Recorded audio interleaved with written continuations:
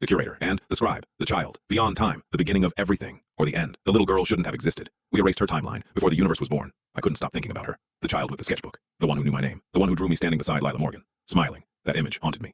Because in every future I had ever witnessed, Lila Morgan was my enemy. So who had drawn it? The scribe couldn't let it go either.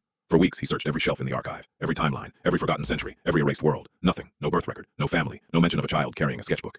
It was as if she had stepped into existence, from somewhere outside history itself. Then, one night, the journal opened on its own. No pen touched the page. Black ink spread across the paper. Slowly. One sentence appeared. She remembers the world before time. The scribe looked at me. There was a world before time. I remained silent, because there was one secret, even I had never shared. There was a place, beneath the archive. Older than the shelves, older than the hollow, older than memory. In all my centuries as keeper, I had never gone there. Not because I couldn't, because I was afraid. Together, the scribe and I descended a spiral staircase that seemed to have no end.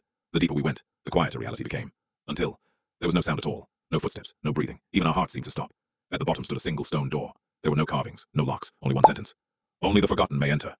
The scribe reached for the handle. The door opened by itself. Inside, there were no books, no shelves, no walls, just an endless white sky. Thousands of children wandered through the emptiness, laughing, playing, drawing pictures in the air with glowing pencils. The moment they noticed us, every child stopped. They all smiled. Exactly the same smile, exactly the same expression.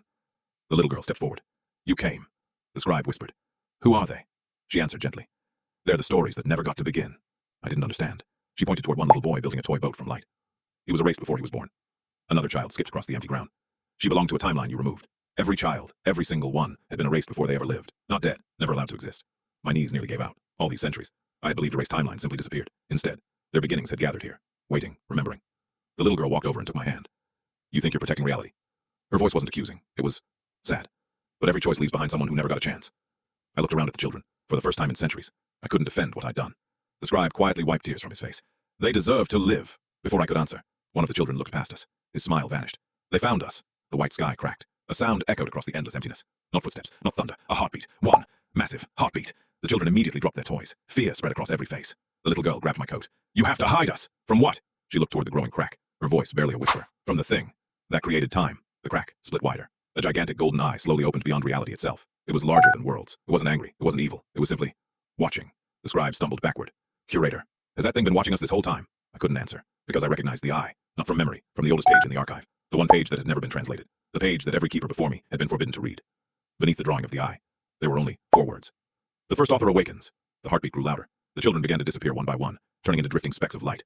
The little girl clung to my hand with tears in her eyes. You have to find Lila. You have to find Elliot. They're the only ones who can finish the story.